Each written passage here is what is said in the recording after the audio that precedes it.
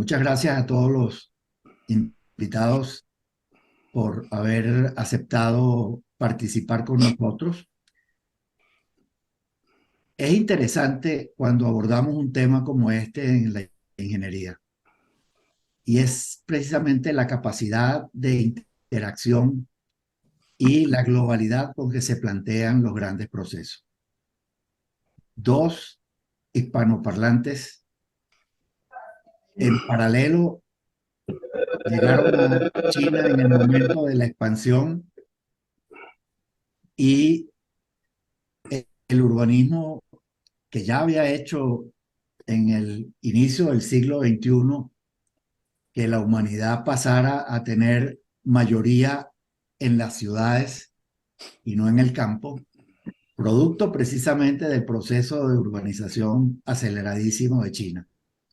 Pues bueno, muy contento de tener en esta oportunidad a María Rosa Cervera, profesora de la Universidad de Alcalá de Henares, Antonio Ochoa, quien es nuestro compañero de la Universidad Central de Venezuela, y la moderación que estará a cargo de nuestro académico Fran Marcano, a quien dejo en el orden de la palabra.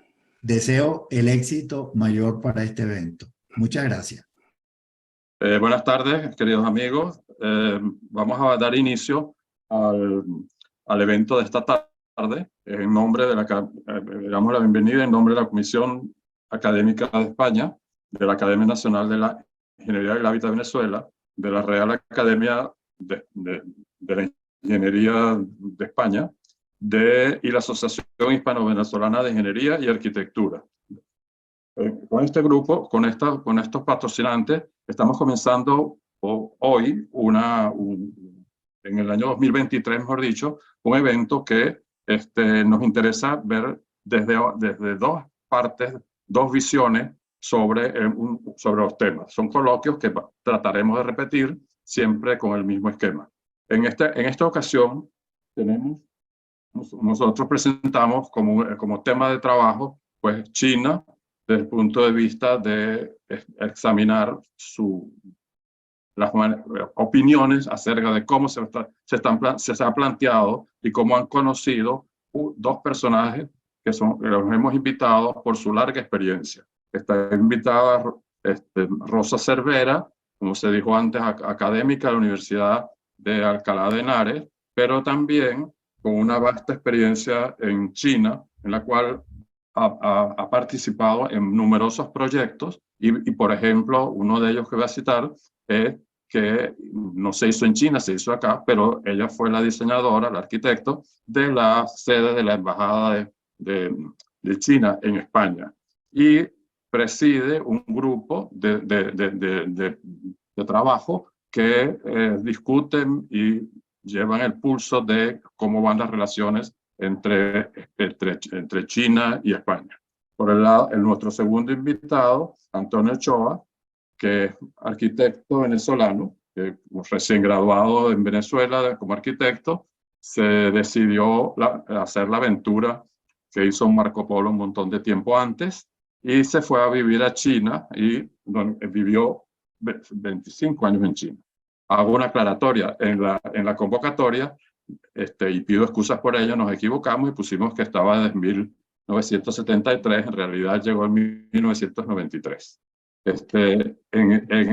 Antonio, en esa labor profesional y de vida que estuvo en China, tuvo la fortuna y la habilidad también de posicionarse como arquitecto muy escuchado y aprovechó ese comienzo de cambios que se estaba dando en China para introducir visiones de la arquitectura que para China en ese momento eran algo exóticas, pero visiones de la arquitectura moderna a nivel mundial. Como trabajo, él tiene bastantes trabajos realizados, pero me citaría el que se hizo que lo va a presentar ahora, que se hizo sobre la muralla china, sobre los parques en las afueras de Pekín, en donde él además coordinó el equipo de trabajo que agrupó a todos los integrantes de ese proyecto, arquitectos tanto internacionales como China, como chinos para para participar en la Bienal de Venecia, en la cual en esa Bienal China obtuvo el primer premio como propuesta. Estas dos personas, como ven, tienen muchas cosas que contarnos sobre un país que asombra a todo el mundo en este momento, porque ha logrado una transformación radical muy importante y se ha posicionado como uno de los principales potencias económicas y culturales también a nivel mundial. Recordemos que hace 30 años, que es el lapso que teníamos estudiado, era un país muy atrasado y por supuesto llama mucho la atención cómo se ha podido hacer esa transformación. Algunas cosas podremos quizás copiar. De todas maneras, nos parece muy interesante este coloquio porque son dos experiencias distintas, diferentes, de dos países distintos también, pero que trabajan no solamente sobre el tema que es China, sino que trabajan directamente sobre un escenario que es mundial. Es decir, hay una capacidad de entender diferentes, pero seguro habrán coincidencias y también entre los dos habrán elementos particulares que ayudarán a tratar de entender más ese estudio o esa vivencia que tuvieron. Bueno, con esto comenzamos. Vamos a dar una advertencia, por favor. Las preguntas que se quieran hacer, escríbanlas en el chat de este evento para poder nosotros organizarlas y pasárselas a Rosa y a Antonio, de manera de poder arreglar esta conversación al final. Tanto Rosa como Antonio van a tener alrededor de 20 minutos para hacer su presentación y con esto abrimos la primera presentación, que es Rosa Cervera, con su experiencia en China. Pues muchas gracias por la invitación. Es un placer estar con todos ustedes y voy a pasar a compartir ya mi presentación. A ver, un momentito que vayamos al sitio oportuno. Bien, y por no robar tiempo, más allá de un sincero agradecimiento por la organización de este evento, pues digamos que lo primero que tendría que decir es cómo llega una arquitecta española a China. Siempre hay un motivo, ¿no? Puede ser la curiosidad, la casualidad o las circunstancias, como fueron en mi caso. Yo llegué allí por una cuestión familiar, porque mi hermano mayor era entonces delegado de la Siderurgia Nacional Española en Hong Kong y allí fuimos en un viaje familiar para pasar 2 semanas durante unas Navidades. La otra cuestión es que pueda ser por necesidad. Nosotros llegamos simplemente como en esta experiencia familiar, como digo, pero claro, yo me encontré con esta ciudad que me pareció fascinante, un Hong Kong realmente sorprendente, con este tipo de edificaciones, una amalgama de rascacielos. Yo había vivido ya un año en Nueva York como estudiante y parecía que, bueno, podría ser otro Manhattan, pero no. Esas calles que circulaban a diferentes niveles, esas plazas urbanas que estaban dentro de los edificios, de repente me encontré con otra situación muy diferente, o la zona de Kowloon, donde había un hacinamiento tremendo y donde las casas se extendían al exterior con construcciones anexas. Bueno, esa China me fascinó y desde entonces pues ya quedó en mi mente y poco a poco empezaron los viajes a finales de los años 90. La cuestión es también qué puedo ofrecer a China, porque todo es cuestión de llegar en el momento oportuno. Bueno, pues a ver, por alguna razón esto... evidentemente cuando uno se traslada a un país tiene que aportar algo. Seguramente la calidad es inexcusable. Quizá lo ideal es algo que el país no tenga y eso sucedió en ese momento y por tanto el momento era oportuno. ¿Por qué? Pues porque esta China que estaba entonces más atrasada también lo estaba en el nivel del diseño. y nosotros podíamos aportar algo. Y la arquitectura además tiene un valor muy internacional, es una disciplina que es muy común, tiene variedades, desde luego, pero es muy común a todos los lugares. Nosotros llevábamos años investigando en cómo se podían trasladar principios de la naturaleza a la arquitectura, cómo era posible cruzar puentes y trasladar a las formas arquitectónicas los principios de ahorro energético, de morfogénesis, para conseguir una arquitectura más amable, más en relación con el medio ambiente. Y eso fue lo que en ese momento pues, pudimos ofertar a China, proyectos que ya estábamos haciendo, que estaban hechos, inspirados en la naturaleza y que daban lugar a unas formas novedosas que en ese momento en China no existían, como este edificio que está construido en Zaragoza y que se acabó en los años 94, 95. Y por otro lado también en esos finales de los 90 tuvimos nuestras primeras experiencias internacionales con este edificio para el Banco de la Federación Rusa en la ciudad de Vorónezh, en la Federación Rusa. O sea, tuvimos la oportunidad de hacer ya un trabajo de cierta envergadura o de relativamente grande internacional.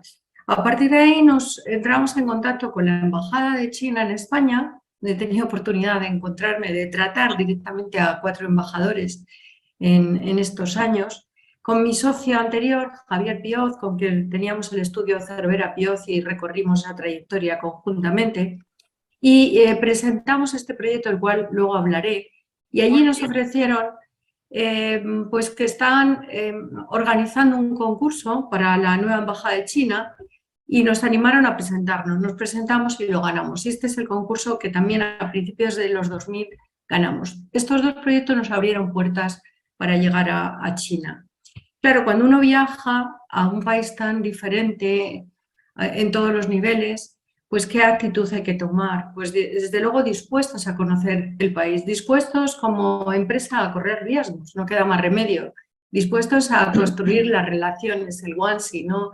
Esas conexiones, y desde luego dispuestos a asociaciones y a colaboraciones con representantes locales, con estudios locales. Esta fue la ciudad que nos encontramos, Shanghái, donde más hemos viajado, donde más nos hemos asentado a nivel profesional. Una ciudad que no tanto antes, unos 70 años antes era eso, nada más, el Bund, cuando era todavía territorio internacional, y la gran expansión, el gran crecimiento que desde los años 70, sobre todo desde el 75 en adelante, ha tenido esa ciudad, a una orilla del Huangpu y a la otra orilla del Pudong. Estas son las maquetas que tienen allí en el Urban Center de la ciudad de Shanghái, que hay que recorrerlas porque son inmensas, que da escala del tamaño. Y esa es la zona del Pudong, que la primera vez que yo llegué a China, leí en un periódico en Hong Kong que se acababa de ganar este concurso y pocos años después estaba construido. Y esta es una foto de uno de los grandes rascacielos, que parece muy alto, pero está sacada desde una habitación de la torre de enfrente, que es la torre Jinmao, desde el piso 57, con carámbanos en pleno invierno, para que veamos la escala de estos edificios. La foto está sacada en la parte de arriba y nos encontramos con esta ciudad. Bueno, para entrar a trabajar en estos sitios, ¿es necesaria una puerta de entrada? Pues posiblemente sí, es necesaria. Muchas veces son las oficinas comerciales, los consulados, pero todavía mejor los socios locales. Nosotros trabajamos con algunos de ellos, fuimos cambiando según épocas e incluso tuvimos una alianza durante un buen tiempo y con una oficina en Shanghái donde empezamos a desarrollar proyectos. La mayor parte de ellos eran en concursos. Realmente todos los proyectos que hemos hecho en China han sido resultado de un concurso. Y ganamos un primer concurso para el centro cívico de una ciudad satélite de Shanghái en un programa que se llama Una ciudad en 9 pueblos, y este era el pueblo de España o la Spanish Town, como ven, con ese localismo, ¿no?, que habían importado de España. Era una especie de cuestión un poco historicista, iban haciendo el pueblo italiano, el británico, etc. Nosotros ganamos este proyecto del centro administrativo y algunos de los edificios se llegaron a construir más o menos según el proyecto, un poco achinados. Este también es otra parte de ese conjunto que también se llegó a construir. Este es un complejo escolar para 5.000 estudiantes de secundarias, todo en esa ciudad satélite de Shanghái. ¿Cómo ejercerlo? Pues desde luego tuvimos que aprender muchísimo, aprender nuevas maneras de entender y nuevas maneras de comunicar. Tienes que aprender otro protocolo, aceptar también las maneras de ser, y fueron valiosísimos los intérpretes porque era difícil la comunicación. Nosotros no sabíamos chino, ellos no sabían inglés y el intérprete era importantísimo, y desde luego ajustar tu empresa también al trabajo en estas franjas horarias que algunos hoy estáis escuchándonos de madrugada, teniendo relaciones, cuidándolas y también, por supuesto, dándonos a conocer. Fue muy importante también toda la actividad que realizamos a nivel comunicativo, a nivel académico. Tuvimos muchas reuniones de trabajo, conferencias en empresas, conferencias en universidades, nos publicaron en diversas revistas de cierto renombre en China, y a partir de ahí accedimos a proyectos de mayor calado y mayor envergadura como estos de aquí.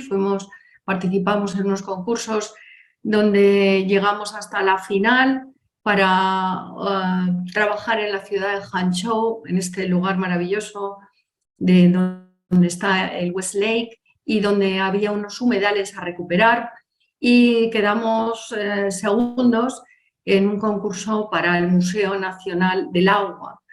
Detrás o compartiendo con arquitectos de primera talla mundial como Arata Isozaki, que es el que ganó el concurso, pero también Mario Botta, etcétera, otros arquitectos de ese corte y pelaje. A raíz de eso, de sacar el segundo premio, también nos invitaron a realizar una villa, un hotel boutique en este conjunto, donde nos inspiramos en este paisaje, y de ahí surgió este proyecto que se inspiraba también en la flor del té y en la riqueza paisajística del lugar, y que en realidad lo que hace es como emerger de la naturaleza, integrarse en ella, porque el paisaje era un paisaje de protección natural y de gran riqueza, y por tanto la sensibilidad para encontrar el lenguaje idóneo, ¿no?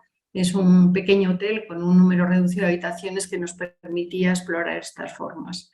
Bueno, las colaboraciones con los institutos de arquitectura prestigiosos, con los superestudios grandes que en ese momento estaban allí, de 1.000, 2.000 arquitectos más o menos oficiales, fueron fundamentales, como el ECADI o el SMAT, que trabajamos con ellos, pero también nos hicieron colaborar con otros interesantes estudios en Singapur para el paisajismo o en la ciudad de Chengdu. Aquí simplemente poner un plano, como nuestros planos llegaban al instituto local, ECADI, por ejemplo, los volvían a trabajar según las normativas, ya técnicas locales, etcétera. Y de la misma manera colaboramos en este proyecto en la ciudad de Chengdu para una edificación de gran volumen, nuevamente inspirada en la naturaleza, y que realizamos en colaboración con otro equipo local, y ganamos el primer premio, aunque nunca se construyó, inspirada en los cactus. Realmente resultó un reto altamente innovador e interesante, con una geometría inspirada en las formas naturales para conseguir de una manera muy racional esta volumetría variable con estas espacialidades novedosas. Bien, o este otro proyecto donde, bueno, quedamos terceros en la ciudad de Tianjin, y también inspirado en el gusano, en el capullo del gusano de seda, nos permitió una estructura también muy interesante. El proyecto realmente que citaba antes Fran Marcane, que ha sido bastante sobresaliente, es el de la Embajada de la República Popular China, pero en España, en Madrid. Y está lleno de anécdotas. Es un proyecto muy complejo porque decidieron, después de encargarse a una de las grandes constructoras españolas, una de las muy potentes, les rescindieron el encargo, y por orden de Pekín, pues llegó una empresa china, 100% china. Claro. Nos encontramos haciendo la embajada casi como una torre de Babel, porque llegó una empresa constructora china a Madrid que nadie sabía inglés, nadie sabía español y nosotros no sabíamos chino. Entonces, bueno, la situación se puso muy complicada. Finalmente ellos contrataron un traductor jovencito que acababa de licenciarse en China, pero que no sabía español más o menos, pero no sabía nada del argot técnico. Realmente hemos comentado muchas veces, es milagroso que este proyecto se llegara a acabar. Es un complejo relativamente grande, tiene unos 6.000 metros cuadrados y consta de varios edificios, uno más representativo para actos o, del embajador o recepciones a cierta escala del embajador y luego tenemos una serie de apartamentos para el staff de la embajada y unas zonas recreativas y zonas comunes, aparcamientos, todos los bajos están llenos de bibliotecas, etc. Tenemos aquí los dos edificios de apartamentos, nos encontramos en una parcela relativamente pequeña. El tema de negociación de territorio entre España y China fue que no les dimos más territorio porque allí tampoco no nos daban más para la embajada. Finalmente se quedó en el terreno que estaba y era todo muy comprimido. Y teníamos que meter ahí a muchas familias. Decidimos hacerlo de tal manera que las familias que vivieran aquí tuvieran su intimidad y organizamos las viviendas de los dos volúmenes de apartamentos de tal manera que ninguna mirara a ninguna. Y elegimos esta organización en diagonal, que la verdad fue francamente exitosa porque en pequeños apartamentos de 2 dormitorios, alguno ocasional de 3, nos permitían la amplificación de la dimensión a través precisamente de la diagonal, que es mayor que el lado, y las visuales igual. Y todo ello, como teníamos edificios muy cercanos, entre ellos un colegio de niños y oficinas, decidimos como envolverlo en una protección de un jardín vertical, de tal manera que hiciera como de buffer o de colchón intermedio entre la intimidad de la vivienda y el exterior. Hay una serie de secuencias con las terrazas y con este ajardinamiento vertical. La construcción fue muy compleja, muy difícil y hay todo tipo de anécdotas. Todo tipo de anécdotas. Finalmente aceptaron subcontratas españolas porque si no aquello no iba hacia adelante. Teníamos medidas de seguridad que eran además independientes a la embajada, que venían de Pekín directamente, otro tipo de controles. Y aquí se ve un poco la manera de esa geometría, cómo va resultando en los forjados, la expresividad y con toda la complejidad de intentar cumplir la normativa española mientras que imponían la normativa de Pekín y eso es incompatible. Y las normas de seguridad en la construcción y el no cumplimiento de dichas normas de seguridad, bueno, tuvimos muchísimas situaciones complejas, pero finalmente y misteriosamente aquello se acabó. Aquí tenemos algunas imágenes de cómo se pretendía crear esas secuencias de espacios, como no había posibilidad de jardín horizontal, de generarlo en vertical, dando estos ambientes de colchón y de protección. Y estos son espacios interiores de las escaleras, de los dos edificios, de apartamentos, y estas visiones de dos apartamentos en diagonal con todas las puertas abiertas, que es un poco como la secuencia de la arquitectura clásica de toda la vida, ¿no? Y cómo se prolongan esas situaciones visuales. Y este es el edificio de recepciones, un poquito más formal, más monumental, digamos, de alguna manera. Los espacios lúdicos los vemos aquí, aunando todos los tres edificios y algunos de los espacios interiores de ese edificio más representativo donde se hacen pues, los encuentros del embajador, pequeñas recepciones y ven aquí imágenes de esos espacios interiores. Y el otro gran proyecto que nos llevó a China y que ha continuado con nosotros surgió del asombro que nos produjo la megaciudad asiática en general. No hemos tenido oportunidad de trabajar en India, de trabajar en Malasia y ha sido nuestra vida al final bastante asiática, es curioso. Y hemos combinado mucho China con India también. De hecho, yo me voy dentro de unos días otra vez a India. Y aquí tenemos la ciudad de Shanghái, esa ciudad que se extiende y que es capaz de haber crecido en muy pocas décadas de una manera impensable en el continente europeo. Bien, esa ciudad que ocupa todo el territorio nos llevó a pensar que no podíamos seguir este modelo de urbanismo y que podíamos ver una alternativa en la ciudad que se extiende en vertical en vez de en horizontal.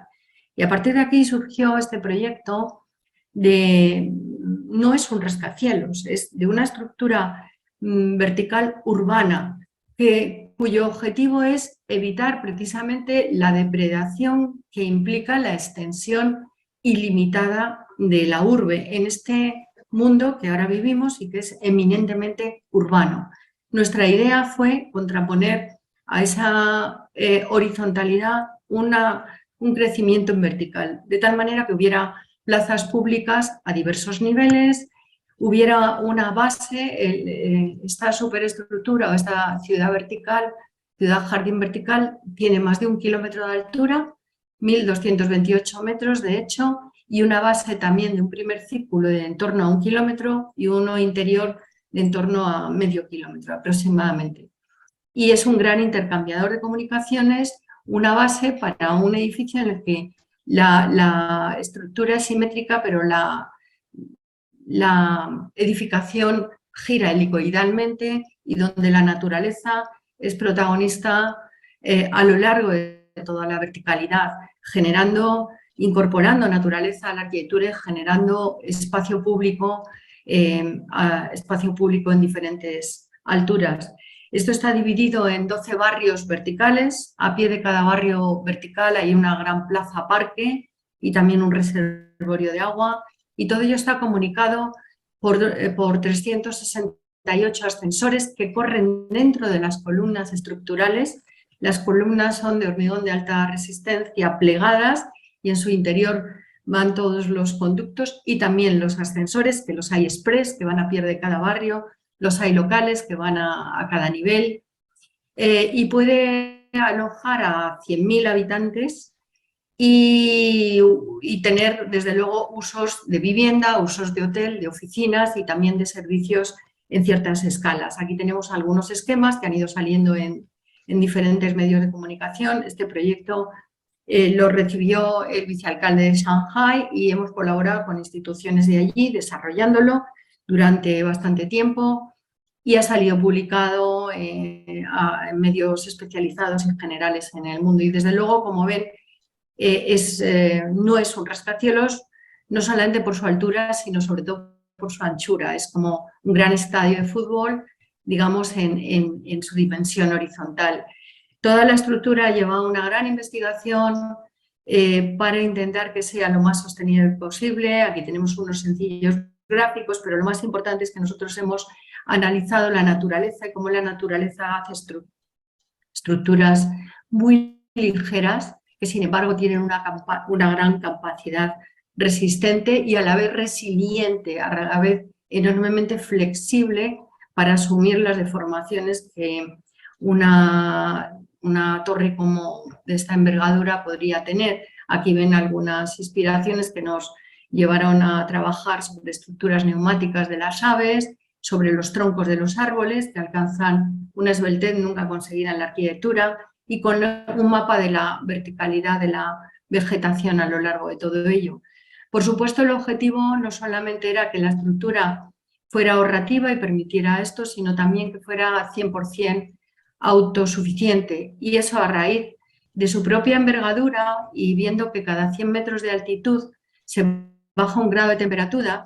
Si en el centro colocamos una gran chimenea, el aire se mueve de manera natural del más caliente de abajo al más frío de arriba. Si además lo aceleramos con energía de calentamiento solar y colocamos una turbina, tenemos una gran central térmica en el interior, en el corazón de la torre, que acompañamos con captadores solares fotovoltaicos y molinos de viento en la parte superior, que es una antena tecnológica, también recuperando el agua, reutilizando los residuos y haciendo que sea autosostenible al 100%. Bueno, este proyecto sigue vivo, ha intentado su construcción en varias ocasiones, pero finalmente está todavía en una fase de desarrollo. Y en la fase actual, pues ahora el cambio ha sido, como también indicaba Frank en origen, Estoy integrada en la asociación Cátedra China que pretende unir España y China. Unas relaciones que duran ya 500 años y que precisamente los españoles, intentando llegar a China por otro camino, se encontraron con un tercer continente que es América. Europa por un lado, Asia por otro, pero también América.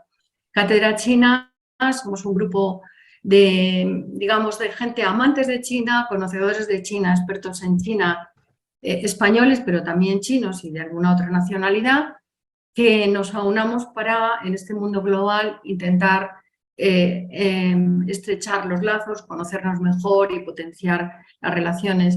Ello me toca, en esta fase nueva, pues estar entre políticos, como estoy ahí sentada en uno de los actos recientes, estar en photocalls, como vemos aquí con el embajador actual de China en España, entregar premios, como estamos en nuestros premios Cátedra China, que son realmente relevantes y premiamos a gente que ha tenido una destacada labor en la relación entre los dos países a diferentes niveles, empresariales, académicos o institucionales.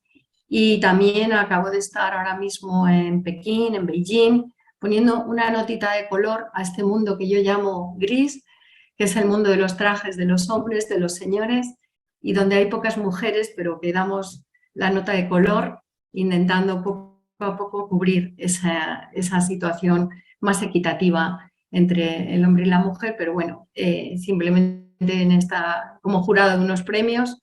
Y quiero acabar con esta preciosa imagen que en esta última visita, yo ya había visitado varias veces la Ciudad Prohibida, pero no había tenido la oportunidad de esta última visita desde unos puntos de vista no habituales para el público y me ha permitido tener esta foto tan bonita de ese mar maravilloso, de cubiertas y de espacios tan ricos espacialmente que tiene la arquitectura tradicional china.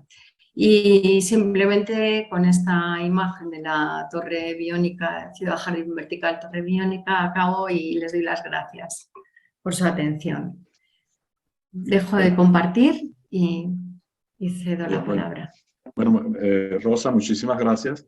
Si al principio pensábamos que era interesante ver el asombroso cambio de China, pues después de tu conversación creo que has tocado desde lo tradicional con esta magnífica foto del final, la cual deja mucho que pensar, pero sobre todo con ese enfrentamiento al futuro que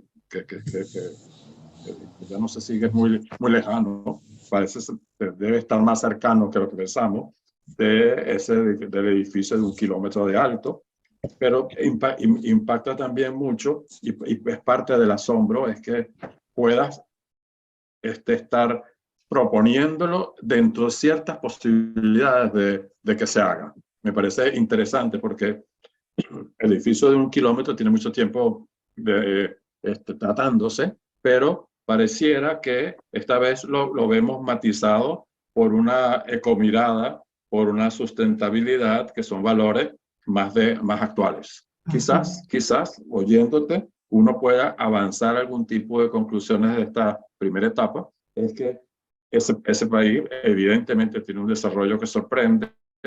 Tú dijiste un momentito, en la cual se hizo un concurso y después una torre gigantesca de un rascacielos, estaba hecho en muy poco tiempo después. Pero yo terminaría con no es una pregunta, pues la haremos después, pero sí con una reflexión. Esa dimensión del crecimiento, esa dimensión que tiene un país como China, pero posiblemente también lo tiene la India y quién sabe cualquier otro más, la Indonesia también, otro país que se mueve con unas dimensiones sumamente impensables para Europa, también para América, y que eso nos implica, o eso nos induce a pensar y a preguntarnos, ¿será ese el camino? Uno. La escala, tendremos que acostumbrarnos a una nueva escala. Evidentemente, la torre ecológica esta que nos ha presentado es una escala totalmente diferente. Esa misma pregunta se hizo hace mucho tiempo con los edificios de de viviendas de Le Corbusier, o que decían y se discutía muchísimo si era una escala apropiada para vivir. Nueva York se encargó de organizar una respuesta frente a eso, pero resulta que ahora que las escalas se han ido cambiando y transformándose. Yo creo que lo dejo abierto como una reflexión. ¿Qué nos toca? ¿Qué podemos hacer? Nos iremos a vivir en uno de esos pisos, en quién sabe qué planta, o habrá una manera de encontrar refugios en algo como esa ciudad prohibida que se ve tan deseable. Con eso yo creo que trato de interpretar todo lo que has suscitado y te doy las gracias, porque me parece que estos coloquios de este tipo, ya veremos ahora con lo que viene, Antonio nos va a presentar, pues nos permiten empezar a buscar las respuestas a inquietudes, que a veces es más importante que conseguir una solución directamente.